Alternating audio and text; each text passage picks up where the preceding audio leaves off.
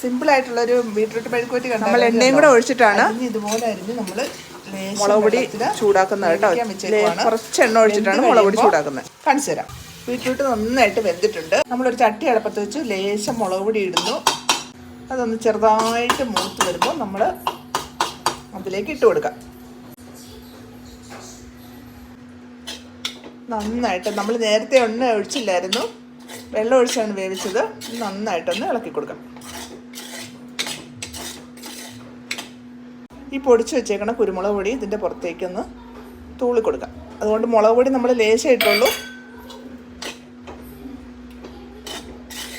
നമ്മുടെ സിമ്പിളായിട്ടുള്ള ബീട്രൂട്ട് മെഴുക്കുവരട്ടി റെഡി.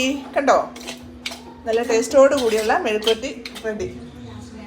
വേണമെങ്കിൽ പച്ചവെളിച്ചെണ്ണയും കൂടെ ലേശം ഒഴിച്ചാൽ ഒന്നുകൂടെ ടേസ്റ്റ് ആയിരിക്കും. ഞാൻ ഒഴിക്കുന്നില്ല, വേണ്ടവർക്ക്.